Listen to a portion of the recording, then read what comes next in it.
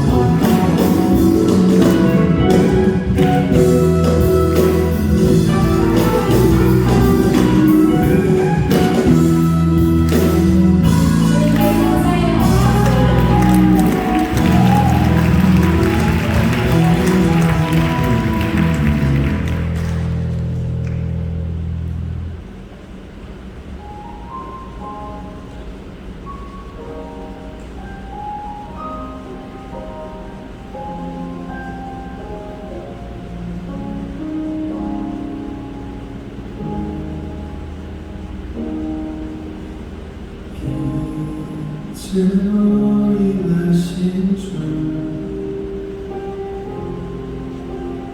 나의 어둠을 비추시네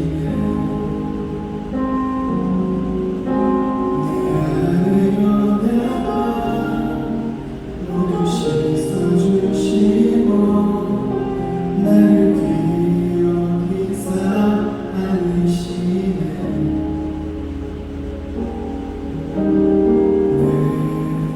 삶에 임하신 주 모든 두려움 덮으시네 주 나의 모든 것 주님 의지하니 눈을 들어 주님만 바라보니 주님을 예배하는 것 주님을 기뻐하는 것 나의 맘과 뜻 다해 주님도 알기 원하네 주님을 사랑하는 것 주님을 닮아가는 것 나의 유일한 소망이라 처음으로 노력하는 날 빛을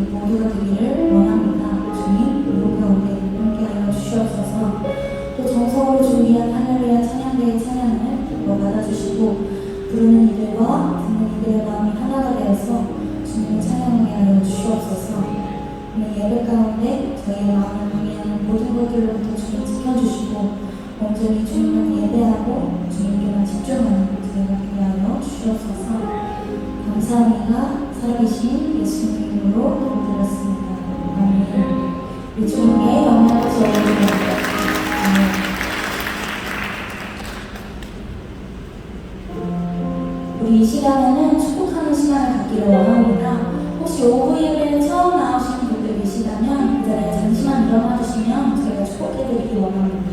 혹시 오늘 계실까요? 없으신 걸로 알겠습니다. 혹시 계시는데 부끄러우셔서 못 일어나셨으면 파란색 토끼 입으신 우리 세가족팀에게 문의해 주시기 바랍니다. 오늘은 축복할 게 좀 많은데요. 첫 번째로 제가 축복해드릴 것은 새가족 육주 교육을 수료하신 김수미 형제님 계십니다. 자리에 잠시만 일어나주시면 저희가 축복해드리기 원하거든요. 자리에 계시면 구조해주십니다. 축복을 주를 싶어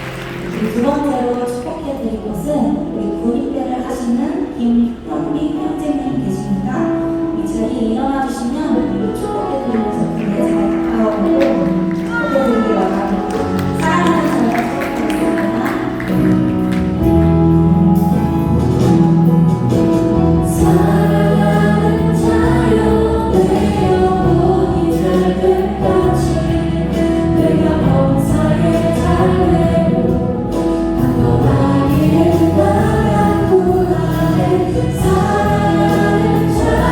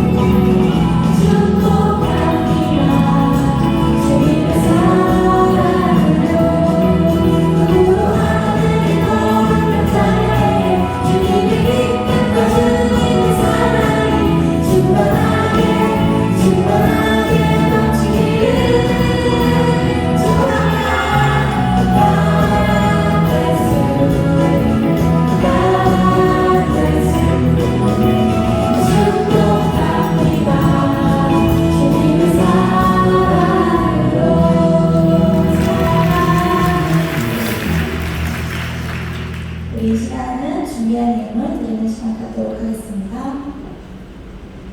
하나님 아버지, 오늘 이 시간 우리가 예배 자리에 나올 수 있게 해주셔서 감사합니다. 우리를 구원하심을 믿게 하시네, 보이지 않는 것을 믿을 수 있게 하시네, 우리의 생각의 이상으로 일하시는 하나님을 경험하게 하시네 감사드립니다. 이 시간 정성껏 준비한 헌금을 하나님께 올려드립니다. 우리에게 주신 것을 기꺼이 드리게 해주셔서 감사합니다. 예수님의 이름으로 기도드렸습니다.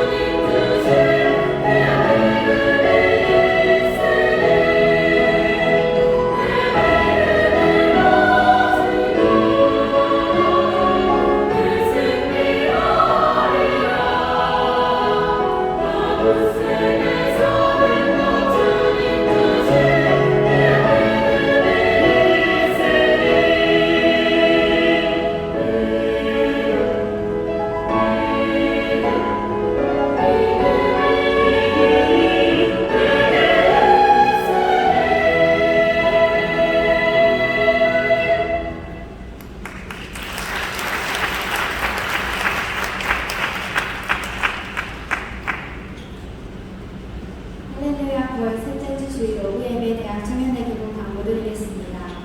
오늘 오후 예배 후에는 9월 성경대방회가 있습니다. 확신, 결단, 그리고 무엇보다 중요한 것이라는 주제로 설교가 진행될 예정이며 오후 6시에 시작합니다. 성경대방회를 신청하신 분들은 예배 후에 2층 식당에서 식사를 하시고 일찍 성전에 오셔서 기도하며 예배를 차분히 준비해 주시기 바랍니다. 9월 특별 성령 충만 기도회가 9월 18일 월요일부터 한 주간 시작됩니다. 매일 저녁 8시 1층 예루살렘 성전에서 예배가 있으며 수요일은 저녁 7시 반, 금요일은 음성등으로 9시 예배가 있습니다.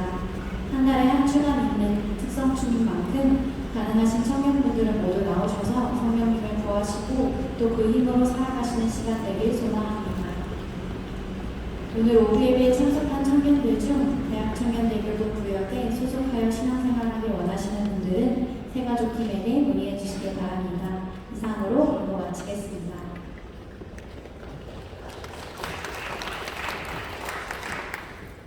오늘 함께 읽으실 하나님의 말씀은 히브리서 11장 7절 말씀입니다. 믿음으로 노아는 아직 보지 못하는 일에 경고하심을 받아 경외함으로 방주를 예비하여 그 집을 구원하였으니 이로 말미암아 세상을 정죄하고 믿음을 좇는 의의 후사가 되었느니라. 아멘. 우리 저와 옆 사람으로 인사하겠습니다. 주님의 이름으로 사랑하고 축복합니다. 라고 인사하겠습니다.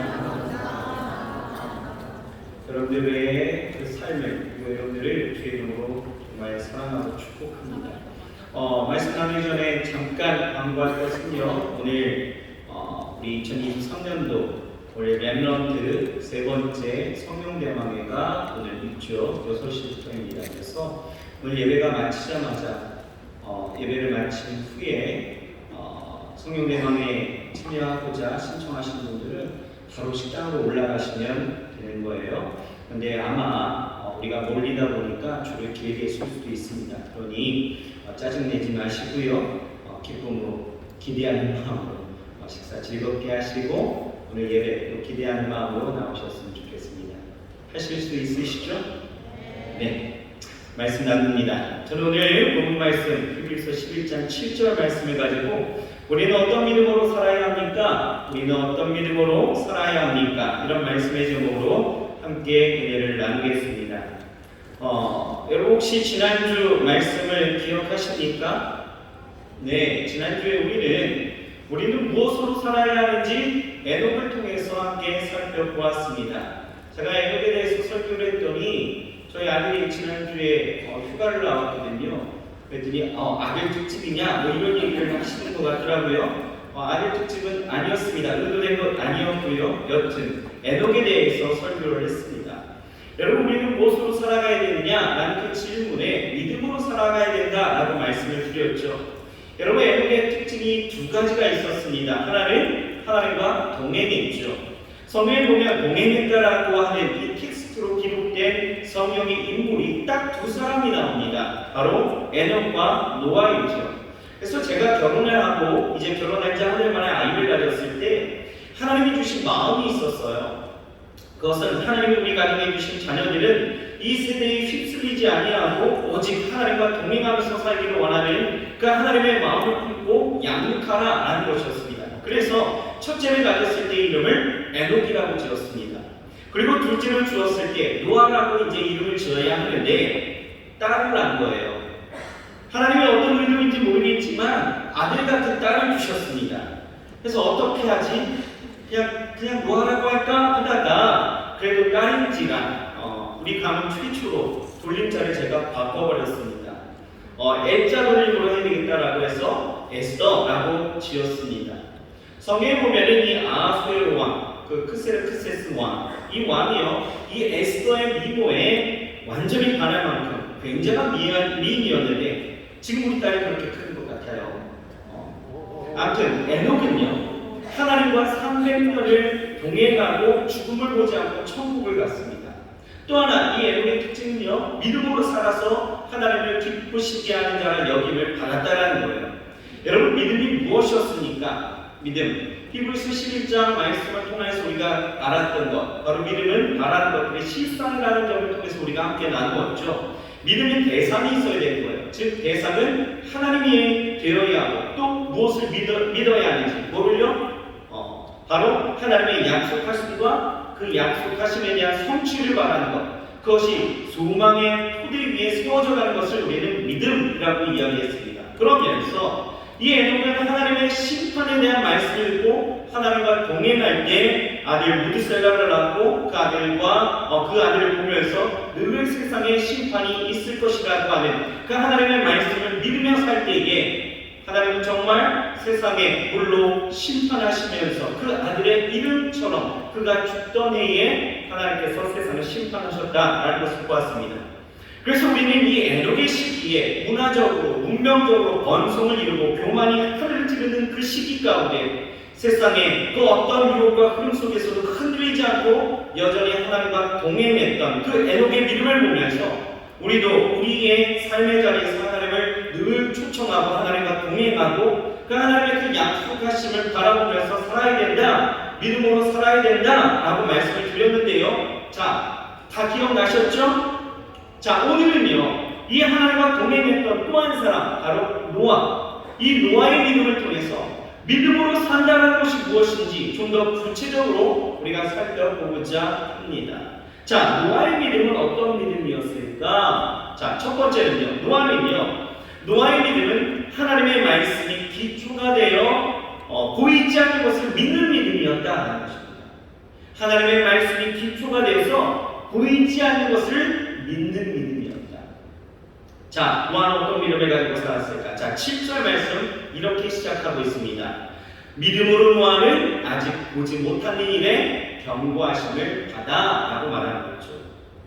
노아의 믿음은 아직 보지 못한 일에 대해서 경고하심을 받았지만 온전히 믿었다라는 거예요. 여러분, 사람이 가장 두렵고 불안할 때가 언제입니까? 언제요? 보이지 않을 때. 그렇죠? 보이지 않을 때. 그때 가장 공포와 불안을 느낍니다. 몇 년 전에 우리 교회에 불이 났을 때 그 현장 가운데 제가 있었잖아요. 그 불이요 무서운 게 그 뜨거움의 그 무서움이 아니더라고요. 그 연기가 한순간에 확 들어찼을 때에 앞이 보이지 않는. 그러니까 정말 지금 생각하면 황당한 것이 뭐냐면 저희 사무실, 대학총장 사무실 5층에 있어요. 501호. 그렇죠? 근데 거기에서 10m만 가도요. 바로 야외 공간이 남아요. 야외 공간이 나옵니다. 그러면 불이 났으면 거기 가면 되는 거예요, 그냥. 그렇지 않습니까? 근데 그게 생각이 안 나는 거예요. 당황하는 거죠. 불안한 거예요. 공포가 일어나니까 머리가 하얘지더라는 거죠. 그러니까 무조건 밖으로 나가야 된다. 그러니까 우리 함께했던 그 몇몇 지체들은 엘리베이터를 타고 1층으로 갔다가 불의 현장을 그대로 보고 그냥 기겁을 하고 다시 올라오기도 하고, 옥상으로 올라가야 되는데 연기가 가득 차니까 보이지 않으니까 이거 어떻게 되냐, 허둥지둥하는 모습들이 분명히 있었다는 거예요. 여러분, 이렇게 사람이 보이지 않을 때 가장 불안함을 느끼는 거죠. 여러분, 공포 영화를 보면서 우리가 기겁하고 소리 지를 때가 언제입니까? 어떤 그 공포의 실체가 보이지 않을 때이죠. 그 실체들은 이것이 귀신이 됐든 괴물이 됐든 늘 어둠 속에 있습니다. 보이지 않아요. 그런 실체들이 밝은 데 가서 나 여기 있어요 하면서 등장하는 경우는 없습니다. 왜요? 인간의 내면에는 보이지 않는 것에 대한 두려움을 가지고 있거든요. 그러니 영화에서도 그런 심리를 이용하는 거예요. 우리의 삶이라는 것도 마찬가지죠. 보이지 않는 미래, 보이지 않는 것들에 대해서 여러 가지 예견이 있고 예상되어지는 지표가 있다 할지라도 쉽게 믿지 못하는 것이 사실입니다. 제가 중학교 때요, 이제 라떼 이야기를 좀 잠깐 할게요. 제가 중학교 때 제 과학 선생님이 이런 이야기를 하셨어요. 너희들이 크면 몇 년이 못 돼서 분명 우리나라는 물 부족화가 되어질 것이고, 그래서 분명 물도 공기도 사고있을 때가 올 거야, 이렇게 이야기를 하신 거예요. 여러분도 들어보셨죠? 아마 들어보셨을 거예요. 아니신가요? 저희 과학 선생님이 그랬습니다. 그러면서 그 이유를 설명해 주셨는데, 그때는 아이들 반응이요, 지금 여러분들의 그 티와 같은 반응이었어요. 에이, 설마요. 그 얘기를 믿지 못했다는 거예요. 왜요? 그때는 부족한 게 없었거든요. 물과 공기 정도는 우리 실생활에서 충분히 누리고 있다고 생각하니까, 아니, 물과 공기를 사먹는다? 이게 보이지 않는 일들이었죠. 그러니 당연히 의심했던 것이 사실입니다. 그래서 그랬습니다. 그러면 선생님은 물장 타실 건가요? 이렇게 질문하기로 했었어요. 여러분 보세요. 지금 어떻습니까? 우리 정말 물을 사먹고 있어요. 그렇죠? 공기를 사먹고 있는 시대를 살겠죠. 이렇게 보이지 않는 일에 예상과 예견이 있다 할지라도 온전히 믿음을 갖고 두려워하지 않고 믿는다는 것, 이것은 굉장히 어려운 일이다 라는 것입니다. 그런데 오늘 이 노아는 어떻습니까? 보이지 않는 일에 대한 그 경고하심을 받았고 노아는 그것을 온전히 믿었다라고 이야기하는 거예요. 왜요? 보지 못한 일이에요. 세상에 단 한 번도 없었던 일입니다. 그런데 어떻게 믿었습니까? 그 핵심 포인트는 바로 이거죠. 하나님의 말씀이기 때문이었다. 하나님의 말씀이기 때문에. 여러분 보세요. 하나님으로부터 장차 있을 그 심판에 대한 경고를 받았을 때에 노아는요 이와 관련된 어떠한 징조도 보지 못했습니다. 발견할 수 없었어요. 아직 보지 못한 일이 어떤 식으로 있을지 몰랐을 것이고 또 심판이 있을 것이라고 하는 이런 경고만 받았지 그것에 대한 예측할 수 있는 어떤 징조도 어떤 조짐도 어떤 전조 증상도 없었다는 것입니다. 하나님이 그냥 세상을 쓸어버리겠다고 하시는데 그래서 방금 120년 동안 만드는 그때에도 뭔가 조짐이 있어야 되는데 120년 동안 단 한 번도 뭔가 흐릿하게라도 보여지는 현상이 일어나지도 않았고 그런 어떤 조짐이라도 보였더라면 희망적인 믿음을 가졌을 텐데 그런 것 하나 없었다는 거예요. 하나님은 단지 경고하셨어요. 그런데 여기서 우리가 성경을 통해서 알 수 있는 것은 뭐예요? 이 경고가요 에녹 때보다는 좀 더 구체적인 말씀이었다는 것입니다. 지난주에 우리가 살펴보았던 것처럼 이 경고는요 이미 에녹 때에 있었어요. 그런데 이 말씀을 보면서 좀 우리가 에녹이 좀 더 대단하다고 생각하는 것은 뭐냐면요 이 에녹이 받은 이 경고는요 구체적으로 어떻게 심판하시겠다는 그 방법이 없었다는 거예요. 다시 말해서 더 보이지 않는 어떻게 보면 막연한 말씀처럼 여겨질 수 있었다는 거예요. 그런데 에녹은요 65세 때에 이 경고를 받았고요 삶의 방향, 목적, 어떤 방식, 형태 모든 것이 바뀌었고 경고를 받은 그 이후의 삶이 완전히 달라졌다는 거예요. 어떻게 해요? 하나님과 300년을 동행하면서 믿음으로 살았다는 거죠. 어떤 믿음? 하나님의 말씀이 성취될 것이라는 믿음. 그러니 에녹은요 자신의 그 삶에 하나님의 경고를 잃어버릴까 봐 어떻게 했었어요? 하나님의 경고 그대로 아들의 이름을 무드셀라라고 지었다는 거죠. 무트 뭡니까? 심판, 죽음, 살라드, 보내다. 그러니까 세상에 심판이 있다라는 거죠. 에녹은 그렇게 하나님의 말씀이 그의 삶의 기초가 되어져 믿음으로 살았습니다.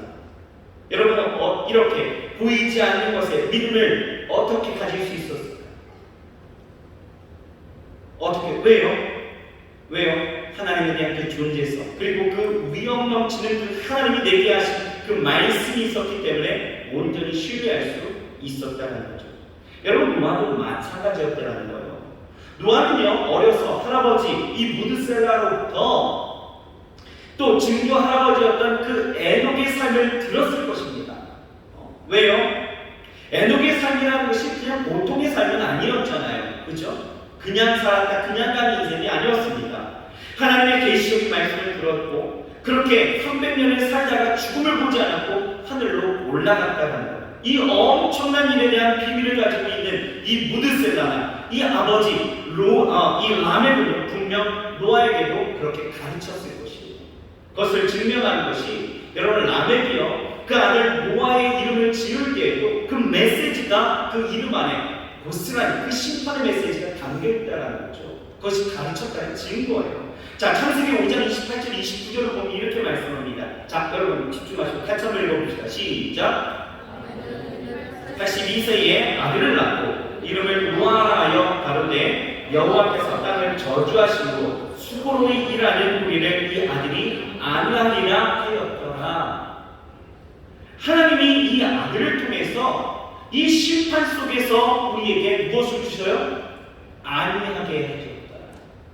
이 아들을 통하여서 구원을 이룬다라는 그 메시지. 심판이 있고 이 아들을 통하여 안위를 이루는 구원을 우리에게 주시겠다라는 그 하나님의 말씀을 이 이름 안에 고스란히 담겼다라는 것은 뭐예요? 라멕도 그를 가르쳤다라는 거예요. 하나님이 이 아들을 통해서 이렇게 안위하신다라는 그 구원의 메시지를 그렇게 가르쳤던 것. 그러니 노아는 어떻게 살았을까요? 믿음으로 살았다. 하나님의 말씀을 신뢰하면서 동행했고 결정적으로 그의 나이 480살이 되어져서 하나님의 구체적인 경고를 이제 그때서야 들었다는 거예요. 그러니 그는 할아버지와 아버지를 통해서 주신 하나님의 말씀으로도 충분히 믿음으로 살았는데, 특히 나에게 하신 이 하나님의 말씀 앞에 온전히 믿음으로 나아갈 수 있었던 것입니다. 왜요? 중요한 것은 하나님의 말씀이라는 거죠. 그러면 여러분, 노아가 살던 때가 살기 좋았던 시기였기 때문에 이렇게 하나님의 말씀이 임했을 때 그냥 온전히 믿음으로 살 수 있었을까요? 아닙니다. 우리가 흔히 우리의 믿음이 환경의 어떤 경중이나 어떤 조건들에 의해서 좌지우지한다고 생각하지만 아니면 절대 그렇지 않아요. 노아의 때를 보십시오. 노아의 때는 어떻습니까? 노아가 살던 이 시대 때에는요, 철저히 하나님을 떠난 인간들의 모습을 우리에게 보여주고 있어요. 창세기 6장을 보면 5절에 이렇게 말씀합니다. 여러분 읽어보실까요? 시작! 여호와께서 사람의 죄악이 세상에 관영함과 그 마음의 생각의 모든 계획이 항상 악할 뿐임을 보시고 라고 말하고 있어요. 강조한 것을 좀 보세요. 그때는요, 죄가 가득했다, 관영했다, 가득했다라는 거예요. 세상에 꽉 차 있었다라는 거예요. 그렇게 살아가는 사람들 그 마음의 생각까지도 어때요? 악했다. 모든 계획까지도 악했다라는 거예요. 11절 같이 한번 읽어볼까요? 11절 시작. 때에 온 땅이 하나님 앞에 패배하여 강포가 땅에 충만한지라. 여러분이 이 말씀이 어떤지 이해를 돕기 위해서 여러분 메시지 성경을 보게 되어지면 이렇게 이야기하고 있어요. 하나님께서 보시기에 세상은 이미 심창이 되어 있었고 악이 곳곳에 퍼져 있었다. 하나님 보시기에 얼마나 타락했던지 모든 사람이 썩어 있었고 생명 자체가 속속들이 썩어 있었다. 이렇게. 어떤 시대인지 여러분 가늠이 되십니까?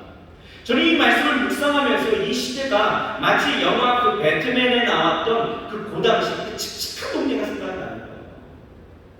그 시대 사람들은요, 자기들이 왕이 되어져서 자기의 이유, 자기의 편리, 자기의 쾌락을 위해서 서로 죽이고 속이고 싸우고 악을 하면서 짐승보다 못한 삶을 살았다는 거죠. 여러분들의 상상력을 좀 돕기 위해서, 여러분 쉽게 하기 위해서 이해를 도우면서 여러분들에게 좀 예를 든다면 이런 거예요. 여러분 송도 잘 사는 곳이 아닙니까? 그렇죠? 인천 송도 하면 잘 사는 동네잖아요.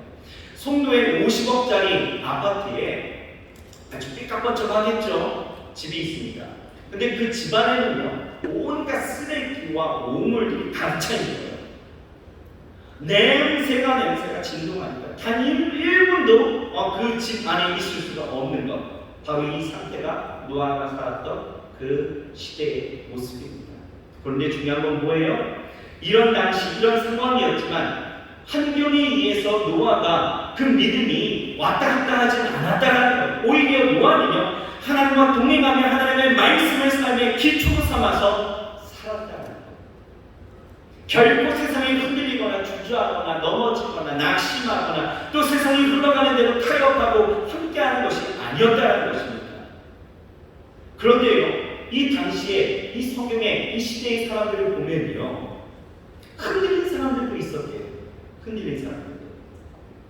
창세기 6장 2절을 보면 이렇게 말씀하고 있습니다. 같이 한번 읽어볼까요? 시작. 하나님의 아들들이 사람의 딸들의 아름다움을 보고 자기들의 좋아하는 모든 자로 아내를 삼는 자.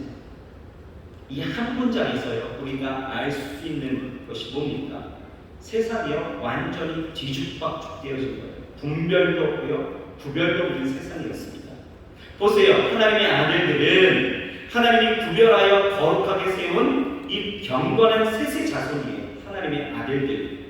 셋의 자손님인데요, 그렇게 거룩하게 분별하면서 말씀이 기초가 되어 살아가야 될 이 사람들이 사람의 딸, 이 사람의 딸들이라는 것은 죄인이 되어서 쫓겨난 이 가인의 후손들, 그러니까 죄의 사람들이죠. 그 딸들과 결혼했다라는 거예요. 그런데 문제는 뭡니까? 그들에게 있어서의 기준이 뭐였어요?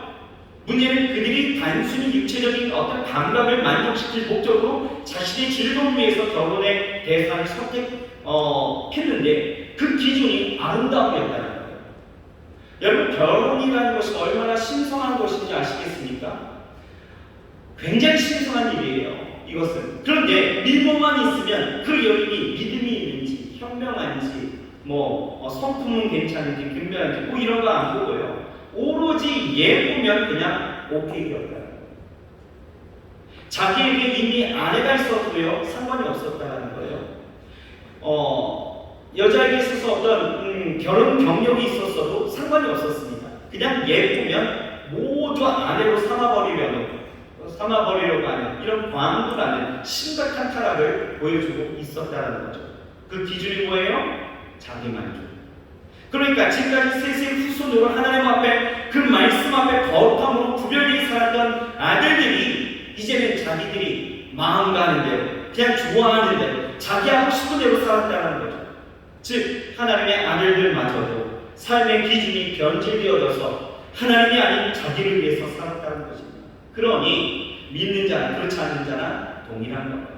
마음의 생각과 계획이 모두 자기의 유익, 기쁨에만 추구되어지는 것, 소위 세상 사람들과 구별 없는 것, 이런 모습이었다는 거죠. 그런데 여러분 지금은 어떻습니까? 지금도 그렇다는 거예요.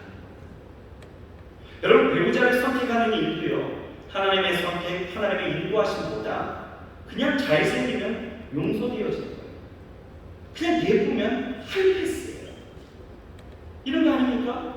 세상은요 모든 기준이 다 자기예요. 자기 좋아하는 대로 자기의 유익만 기쁨만 위해서 살아갔죠.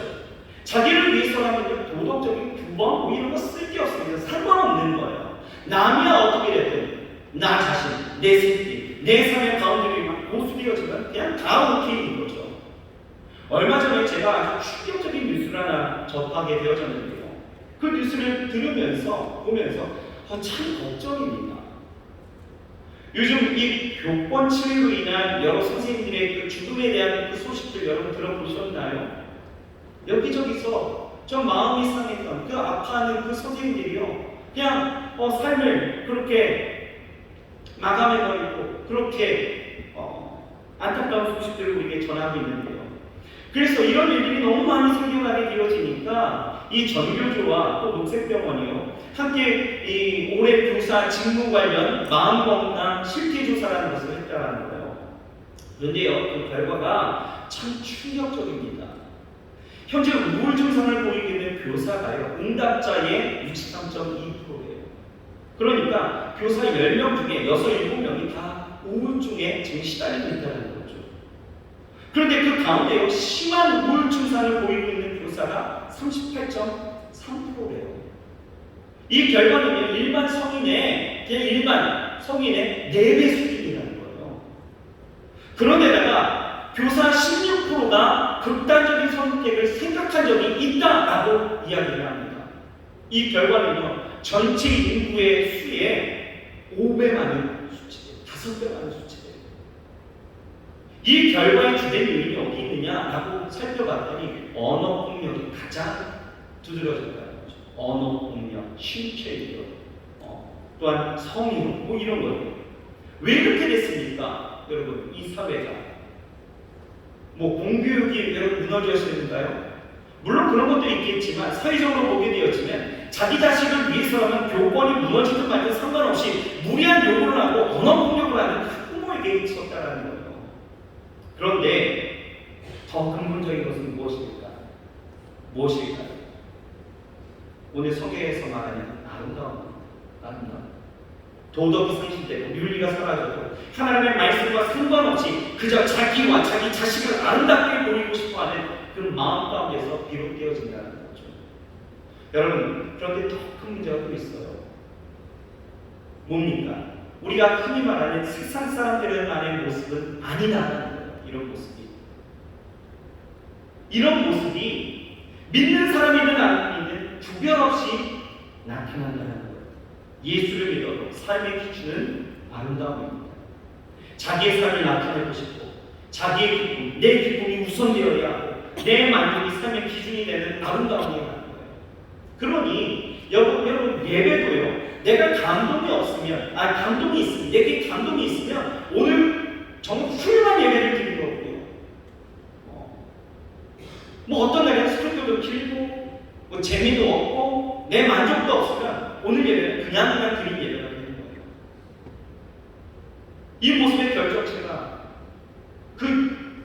기준이 어디에 있습니까? 내 만족, 내 기쁨 아니겠어요? 예배가 무엇입니까? 예배는 드림입니다. 드림. 하나님 앞에 드림으로 받는 건데 받음으로 내가 드리겠다라고 하는 그 우선순위가 거꾸로 된 그 모습 속에서 그냥 내 만족이에요. 내 만족. 드림은 없어요. 그냥 받고자 하는 신성 가운데서 내 만족. 이게 우리의 모습 아니겠어요? 그러면서 이런 모습 가운데서 결정체가 되어진 게 뭡니까? 이런 사람들이 뭘 느껴요? 우리의 삶이 이주가 되는 것을 느낀다는 거죠. 교회에 와서 예배를 드리고 말씀을 들으면요, 그렇게 살아야 될 것 같아요. 믿음으로 살아가야 될 것 같아요. 그러니까 기도도 하고 결단도 하고 그러는 거죠. 성령 충만도 막 기도하는 거예요. 그런데 막상 내가 살고 있는 그 삶의 현실로 돌아가면 어떻습니까? 구별이 없어요. 세상이 요구하는 가치관과 삶의 방식을 쫓아서 그냥 세상과 내가 동기화되어지기 시작한다는 거죠. 그런데 여러분 보세요. 노아는 그렇게 하지 않았다는 거예요. 오직 하나님의 말씀이 삶의 기초가 되어져서 그 말씀을 믿는 믿음으로 살았다는 것입니다. 그것을 어떻게 증명하고 있어요? 창세기 6장 9절을 보면 노아에 대해서 이렇게 이야기합니다. 같이 한번 읽어봅시다. 시작! 노아는 의인이요 단세의 완전한 자라. 그가 하나님과 동행하였으며 그는 의인이었대요. 하나님의 말씀을 따르는 자였다는 거예요. 말씀이 삶의 기초가 되어져서 그 말씀을 따랐던 자였기 때문에 뭐라고 해야 됩니까? 당세의 완전한 자요 의인이요 하나님과 동행했더라. 왜 이렇게 오염된 세상에서 다르게 살았습니까? 왜요? 그 이유가 어디 있어요? 8절에 있어요. 8절. 같이 한번 읽어볼까요? 시작. 그러나 노아는 여호와께 은혜를 입었더라. 하나님의 은혜를 입은 거예요. 노아는 어떤 은혜를 입었습니까? 어떤 은혜요? 믿음 가운데 살아갈 때 하나님의 말씀을 들었다는 거죠. 하나님이 나를 선택하시고 나를 구원하신 계획 속에 하나님이 내게 말씀을 주셨다는 거예요. 이것이 진짜 계획에 있어서 은혜였다라는 것입니다. 말씀이 내게 있는 것. 그런 의미에서 여러분 이 자리에서 여러분들이 하나님의 말씀을 받는 것도 여러분들은 그냥 아무것도 아닌 것처럼 느낄 수 있지만 아니요. 여러분 이것은 여러분들에게 있는 정말 가장 특별한 하나님의 은혜인 거예요. 이 은혜가 정말 그냥 여러분들에게 있어서 은혜가 되어지면 이것이 은혜가 되면 우리도 충분히 세상과 같이 살지 않을 수 있다는 거예요. 이 은혜가 정말 은혜가 되면 우리는 이 세상에서 충분히 하나님의 말씀이 기초가 되고 기준이 되는 그 믿음으로 살 수 있다는 것입니다. 그런데 왜 내가 믿음으로 살지 못할까? 왜요? 내게 주시는 이 말씀들이 은혜로 여겨지지 않는 거예요. 노아는 내게 주신 이 말씀이 은혜로 여겨졌기 때문에 그 말씀이 기초가 되어 믿음으로 동행하면서 살았다는 거죠. 그러니 결국 그에게 심판이 아니라 하나님의 구원이 됩니다. 여러분들도 마찬가지 아닐까요?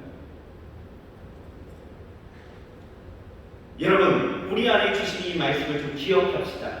은혜를 여기는 거예요. 아멘이십니까? 또 어떻게 증명하고 있느냐? 오늘 본문 말씀에 하나님을 경외함으로 방주를 예비했다라고 이야기합니다. 이것이 둘째예요. 둘째는 이것입니다. 노아의 믿음은 어떤 믿음? 하나님을 경외함으로 방주를 예비하는 믿음이었다라는 것입니다. 노아는요 하나님의 말씀을 듣고 어떻게 했습니까? 자 7절 말씀을 보면은 노아가 아직 보이지 않는 것을 보지 못하는 것, 그 하나님의 경고하심을 그대로 믿는 믿음이었다고 소개한 다음에 바로 이어서 나오는 말씀이 뭐냐면 경외함으로 방주를 예비하여 그 집을 구원하였습니다. 이렇게 말씀하셨어요. 하나님은 경외함으로 방주를 예비, 준비하는 믿음이 그에게 있었다라는 것입니다. 여러분 노아는요 홍수가 임할 아무런 징조가 없는 시대 가운데에서 하나님의 말씀을 듣고 인류를 심판할 그 대홍수가 올 것을 믿었습니다. 그리고 어떻게 했어요? 방주를 준비했다는 거예요. 믿음으로 행했다는 거죠. 무려 여러분 120년 동안이나 방주를 준비했습니다. 하나님의 계시의 말씀을 듣고 노아는 당장에 보이지 않는 그 계시의 말씀을 마음속 깊이 간직하고 하나님의 말씀에 그대로 어떤 믿음으로 방주를 준비했다고요? 경외합니다. 경외. 하나님을 경외한다는 것은 뭡니까? 이 경외라는 단어는 두려워한다, 뭐 존경한다, 관심을 갖는다, 뭐 이런 뜻을 갖고 있어요. 그러니까 하나님의 계시, 하나님의 말씀에 존경심을 갖고 진지한 태도로 임한다는 거예요. 하나님이 주신 이 말씀이에요. 진지한 태도가 여러분 가운데 있어야 합니다. 노아는요, 하나님이 알려주신 이 계시를요 소홀히 하지 않았고요, 관심을 가지고 두려워하는 마음으로 실행합니다.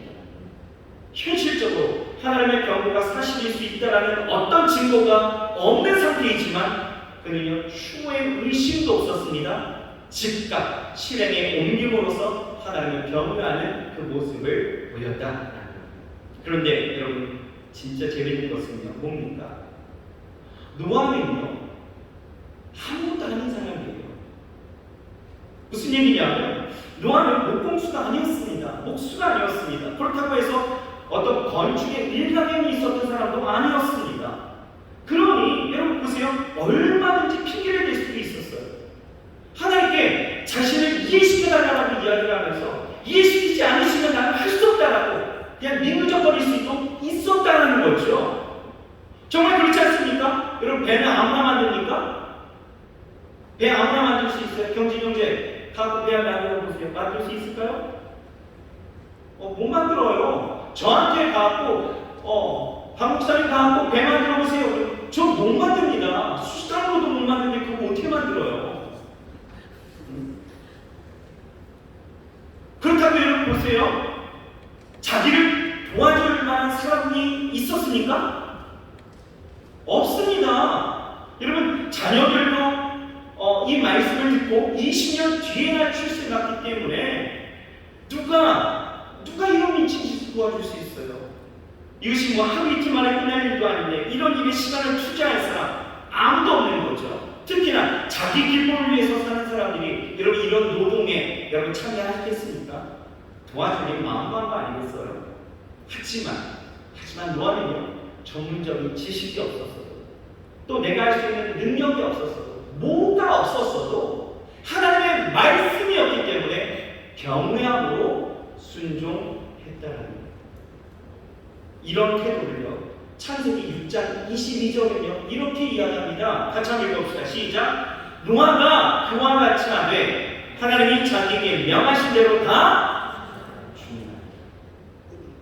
7장 5절에도 똑같이 이야기해요. 같이 한번 읽어봅시다. 시작. 노아가 여호와께서 자기에게 명하신 대로 뭐 했다고요? 다 준비한다. 일부만 하고 일부만 안 하고 이게 아니에요. 다 준비한다. 하나도 빠짐없이 하나님이 말씀하신 대로 그대로 순종했다는 거예요. 여러분 이 말씀이 굉장히 우리에게 의미가 되는 것이 보세요. 지금 이 방주가 지어진 곳이 어디입니까? 어디에다 방주 지으래요? 산 위에다가. 그렇죠? 이 노아의 방주의 사이즈가요. 이게 어마어마합니다. 사이즈가요. 한 사람이 감당하기에는 굉장히 너무나 가혹할 만큼 어마어마한 사이즈예요. 창세기 6장 15절에 보면 이렇게 나와요. 그 방주의 제주는 이러하니 장이 300규빗이요 광이 50규빗 고가 30규빗이며 라고 이야기하고 있어요. 규빗이라고 써요. 규빗입니다. 규빗. 여러분 이 규빗이라는 것은요 이렇게 한번 해보실래요?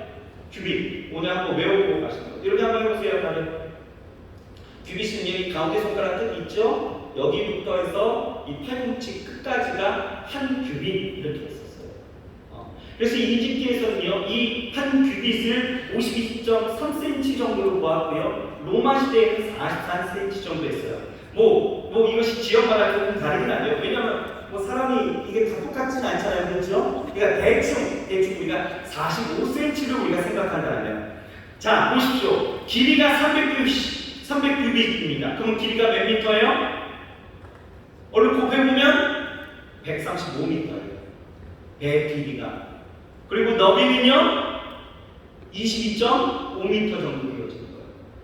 지금 상상을 해보세요. 높이는요 13.5m 정도 됩니다. 이것을 3층으로 나누고요. 위에는 창을 한 규빗, 그러니까 45cm짜리 창을 만들었다는 거예요. 여러분, 이것을 만들었다는 거예요. 이것을. 이런 모습이 아마 사람들에게는요, 미친 사람처럼 보였을 것입니다. 햇볕 쨍쨍한 날에 그것을 쪼이면서 야, 무슨 홍수가 온다고 헛소리를 하고 있냐라고 하면서 아마 조롱했을 것입니다. 방주를 바닷가에 건조하는 것도 아니잖아요. 바닷가에 바닷가에서 떨어진 일지에 건조하고 있었던 거예요. 하루 이틀도 아니었죠. 매일 산에 올라가서 나무를 베고 또 그것을 깎아내고 배를 짓고 있는 거예요. 여러분 생각해 보십시오. 홍수가 온다고 산 위에 이 방주를 짓고 있는 이 노아의 모습이 얼마나 우리가 그냥 이성적인 눈으로 보면 얼마나 무서웠겠습니까? 그렇지 않아요? 여러분들이 좀 다르겠죠. 여러분들이 보는 시각은 뭡니까? 산 위에 배를 만들고 있으면 야, 멋진 카페 하나 만들어야 보다, 뭐 이색 식당 하나 두거나 보다, 야, 저 만들어보면 나 꼭 가봐야지, 인스타그램에 꼭 올려봐야지, 뭐 이런 생각하시나요? 이런 좀 생각 좀 달리하십시오. 그거 정상은 아닌 것 같아요. 이상한 거 아니겠어요? 얼마나 냉리하고 조롱하고 미쳤다라고 따돌렸겠습니까? 그것도 1년, 2년도 아니죠. 10년, 20년도 아니죠. 120년 동안 홍수를 준비하는 이 노아의 모습을 보면서 얼마나 어리석다라고 비아냥거리고 있습니까? 어쩌면 직구준 사람들은요, 왜 이러냐고 회유하기도 하고, 그냥 같이 즐기자 이야기했을 것 같아요. 하지만 노아는요, 이런 상황 속에서도 120년 그렇게 성실하게 흔들리지 않고 말씀을 따라 배를 만드는 것에 여념이 없었다는 거예요. 노아는 그렇게 하나님을 경외하고 믿음의 삶을 순종했다라는 거예요.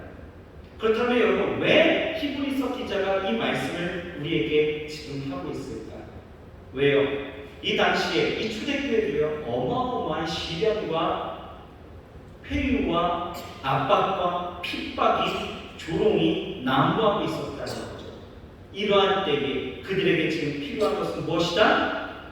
하나님의 말씀을 경외하고 순종하는 것입니다. 그 세월이 어떻게 되었든 성실하게 그 말씀이 기초가 되어 경외하는 하나님의 그 삶을, 그 말씀을 살아내는 순종이 너희에게 있어야 된다는 것을 촉구하고 있다는 거죠. 여러분, 저는 그렇습니다. 여러분들에게 오늘 왜 이 말씀을 드립니까? 여러분, 세상이 온통 악하고요, 우리의 마음과 생각이요, 혼미케 되어지고 무엇이 진리인지 보이지 않게 하고, 자신의 삶의 가치 기준이 오직 자기 만족, 그 기쁨 가운데, 성취 흥분 가운데 사는 그 우리 청년들, 그리고 우리 성도들에게 여러분, 이 신앙을 지킨다는 건 여간 어려운 일 아닐 겁니다. 하지만 여러분들, 세상이요, 여러분들에게 정말 예수를 오늘 따르고 하는 여러분들의 그 결단을 날마다 무너뜨리고 있다는 거죠. 결단하고 오늘 성경문을 열고 나가면요, 어떻습니까? 삶의 현실이라는 것이 또 여러분들의 그 믿음의 삶을 그냥 이탈시켜버리지 않습니까? 사람의 관계에서 막 끊어져 버리게 하고, 여러분들에게 막중한 그 같지가 않은 상사가 있다든지, 여러분들의 마음을 어렵게 하는 사람들이 있다든지, 취업이 되어지지 않는 현실이 있다든지, 여러분들의 마음에 되지 않는 내 믿음의 그 결단만큼이나 되지 않는 일들이 너무나 많으니까 여러분 어떻습니까? 그냥 흔들려버리고 그냥 에라고 그냥 주님은 언제 오실지 모르니까 그냥 대대 실컷 그냥 먹고 즐겁게 인스타 올리고 그냥 이런 사람 아니겠습니까? 혹여 있는 생각이나 삶을 사는 여러분들에게 말씀드리고 싶은 것은요, 노아가 믿음으로 매일매일 방주를 준비하였던 것처럼 여러분, 우리는요, 세상에서 방주를 준비해야 된다는 거예요. 방주가 믿음으로 산 자들의 구원이 되었던 것처럼 우리는 구원을 준비하며 예비하며 만들어갈 수 있어야 된다는 거예요. 어떻게 해요? 말씀이 기초가 되어 경외하며 순종해야 된다.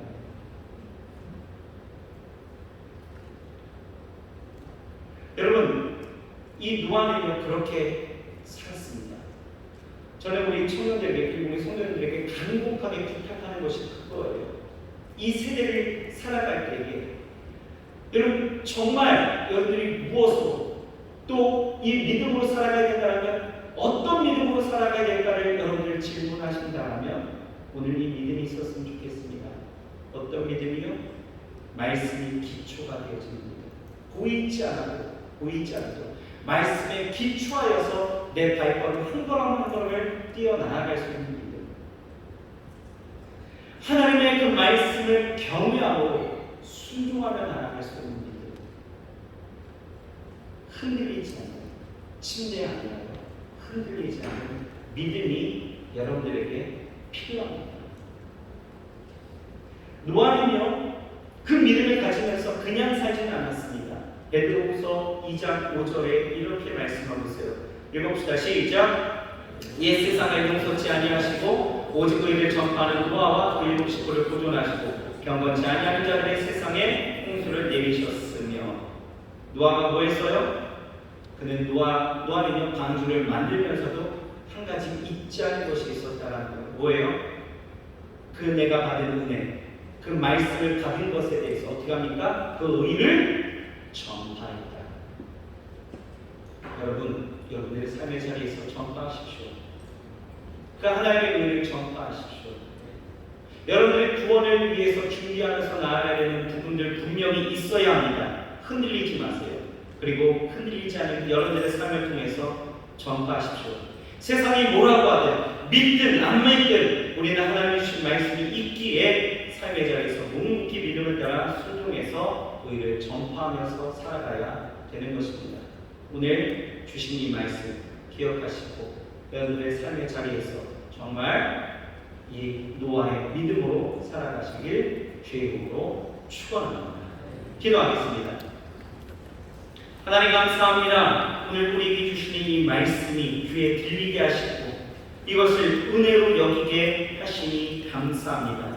아버지 하나님 주신 말씀을 기초하여서 하나님 흔들리지 않은 믿음으로 아버지 하나님이여 오직 방주를 준비하며 예비하며 순종하며 나아갔던 하나님과 동행하며 믿음으로 살아갔던 노아처럼 하나님 이 시대 가운데서도 우리가 그렇게 살아갈 수 있게 주여 축복하여 주옵소서.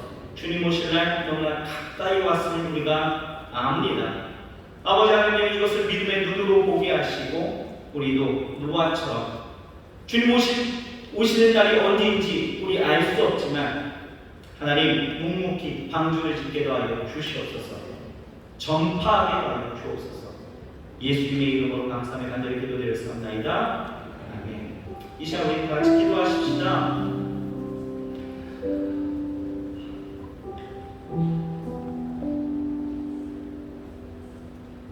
마태복음 24장 38절에 39절에 보면요, 성경에 이렇게 말씀하고 있습니다. 홍수 전에 노아가 방주에 들어가던 날까지 사람들이 먹고 마시고 장가들고 시집가고 있으면서 홍수가 나서 그들을 다 멸하기까지 깨닫지 못하였으니 인자의 임함도 이와 같으리라. 여러분, 주님 오실 날이 언제일지 아무도 몰라요, 사실. 하지만 주님 오신다라고 우리에게 약속하셨고 그날에 당시 심판하실 것을 우리에게 명하셨습니다. 그날이 120년이면 얼마나 좋겠어요? 어떤 기한이 정해져 있으면 얼마든지 여러분들 우리 살 수 있을 것 같은데 그날이 정해져 있지 않으니 무한정 살아가야 된다, 보이지 않는다 생각하니 여러분들 흔들리고 있습니까? 넘어지고 있습니까? 그냥 세상이 하라는 대로 여러분 하면서 살아가고 있습니까? 세상이 주는 그 가치관대로 그냥 그대로 살아가고 있습니까? 아니요, 우리 그렇게 살면 안 돼요. 이제는 노아처럼 살아야 합니다. 매일매일 여러분들의 삶의 자리에서 방주를 지어야 됩니다. 내게 주신 말씀이 무엇인지를 좀 깨닫고 그 말씀을 따라 살아갈 수 있는 우리의 모습이 되어야 합니다. 기도하십시다. 하나님, 세상의 것에 흔들렸던 나의 마음을 주여 용서하여 주옵소서. 세상의 것에 흔들렸던 나의 모습을 주여 용서하여 주옵소서. 세상이 요구하는 방식, 세상이 요구하는 그 삶의 가치를 따라갔던 하나님 그런 어둔했던 우리의 모습들을 주여 용서하여 주옵소서. 하나님 주신 말씀, 내게 주신 이 말씀이 은혜가 되게 하시고 이 말씀을 따라 살아가게 하여 주옵소서.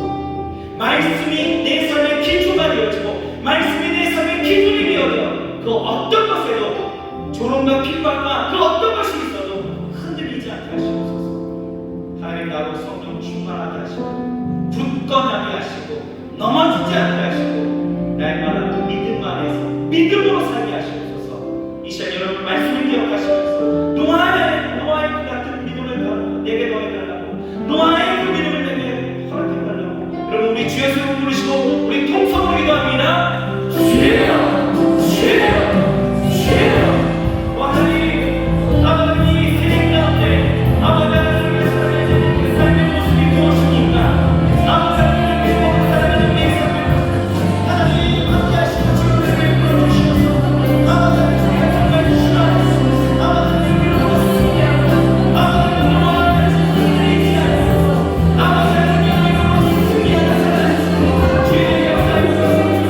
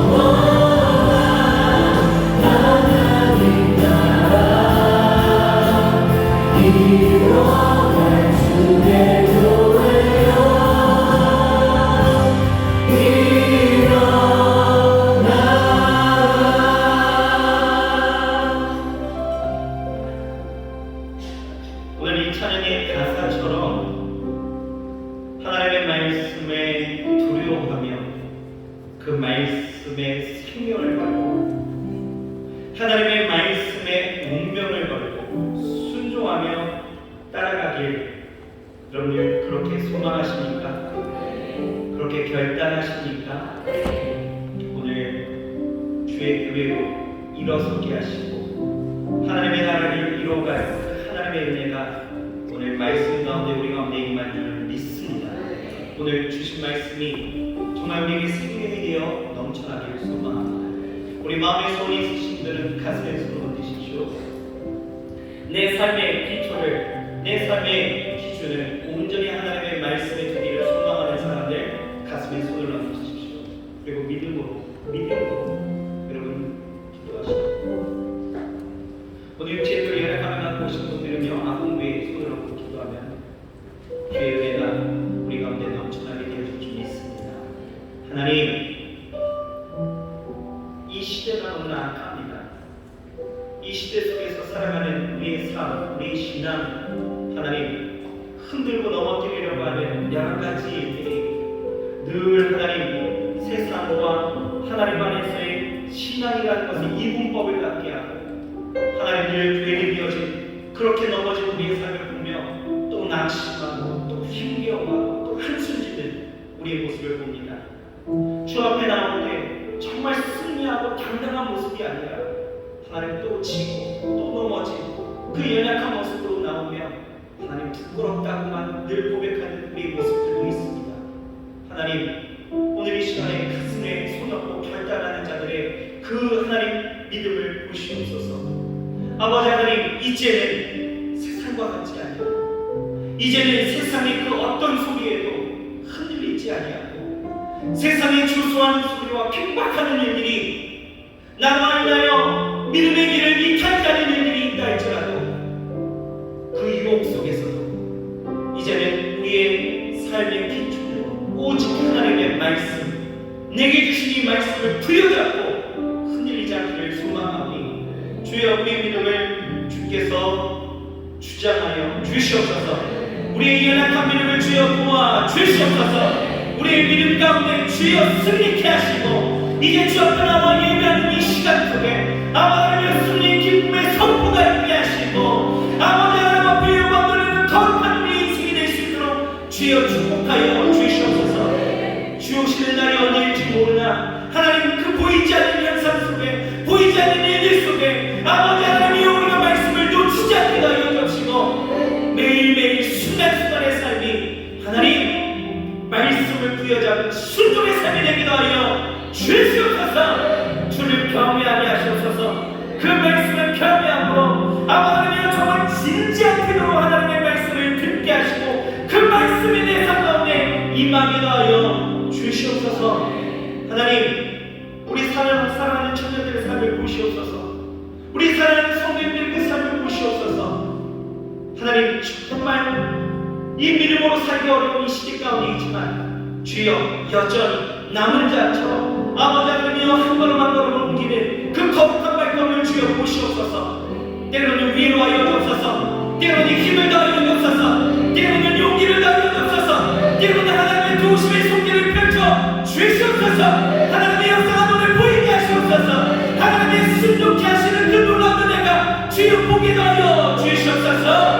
하나님 함께 하시는 그 은혜를 아버지 하나님 우리 사랑하는 이들이 다 경험하게 하시고 살아계시고 역사하시는 하나님을 위하여 기뻐하고 감사하면서 살아갈 수 있도록 주여 축복하여 주시옵소서. 오늘 가슴에 손 얹고 진지한 마음으로 주를 경외하는 마음으로 결단하오니 주여 이 마음 변치 않게 하시고 아버지 하나님의 세상의 삶으로 돌아간다 할지라도 그 자리에서 아버지 하나님의 노아와 같이 의를 선포하며 살아갈 수 있도록 주여 축복하여 주옵소서.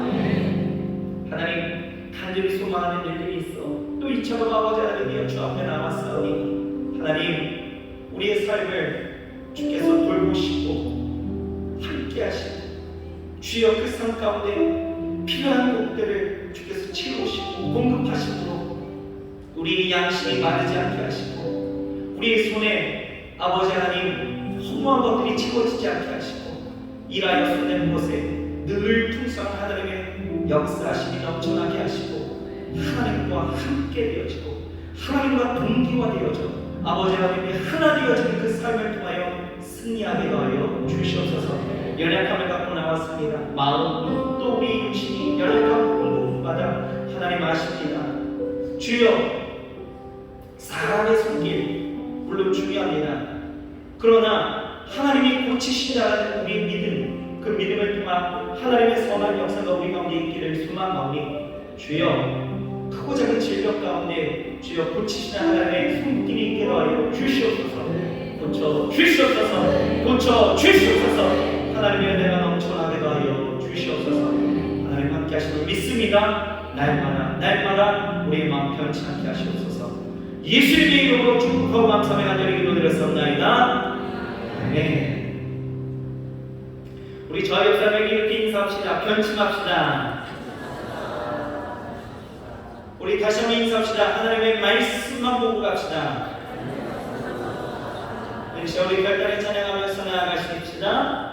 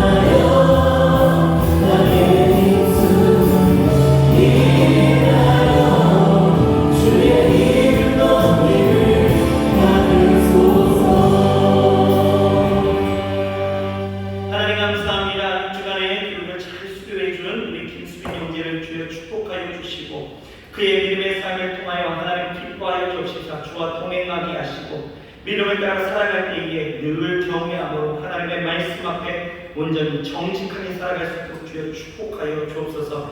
하나님 이제 내일입니다. 내일 군입대 하는 우리 김현민 형제 하나님 축복하시고 그의 삶을 통하여 하나님 영광 받아 주옵시며 하나님 군에 대한 두려움 하나님 그 마음의 어려움 주여 다 떠나가게 하시고 평강을 주장하여 주옵시고 좋은 사람 만나게 하시고 건강함으로 하나님 이 모든 군생활 잘 마치고 돌아올 수 있도록 주여 축복하여 주시옵소서. 이제 아버지 하나님의 돌아오는 토요일 결혼하는 우리 김세일 형제와 양소영 자매 있습니다. 한 부부가 되어질 때에 하나님의 나라가 아버지 하나님 가정 가운데 온전히 이루어지게 하시고 이 두 사람의 축복된 예식 속에 크신 하나님의 영광과 많은 이들의 축복이 가득하여지고 또한 이 모든 영광을 하나님 앞에 올려드릴 수 있는 복된 부부가 될 수 있도록 역사하여 주시옵소서. 아버지 하나님 귀한 예물 하나님 앞에 올려드립니다. 이 예물 수 있는 복음받아 그리스도의 영광으로 가득하게 하시고 아버지 하나님 쓰이는 곳곳마다 하나님의 나라가 또한 이루어지게 하시고 아버지 하나님 우리 속길대로 주께서 기억하여 주셔서 저들의 삶을 통하여 날마다 넘치는 은혜가 있게 하여 주시옵소서. 아버지 하나님의 나누고 베푸는 거룩한 삶이 저들에게 있게 하시며 아버지 하나님의 메말라가는 이 시대 가운데 나만 생각하는 이 시대 가운데 다른 사람을 돌아볼 수 있는 은혜도 있게 하여 주시옵소서. 하나님 함께 하시면 믿고 오자오며 예수님의 이름으로 축복하고 감사하며 간절히 기도드렸사옵나이다. 아멘. 지금은 우리 구주 예수 그리스도의 은혜와 아버지 하나님의 영원하신 사랑과 보혜사 성령님이 내주하시고 교통하시고 충만케 하시는 역사가 오늘 노아의 믿음을 따라 살아가기를 결단하고 있는 모든 청년들과 우리 성도님들 머리마다 저들의 모든 삶의 차리와 또 이 나라의 민족과 또 교회도 지금부터 영원토록 함께 하실지어다. 아멘.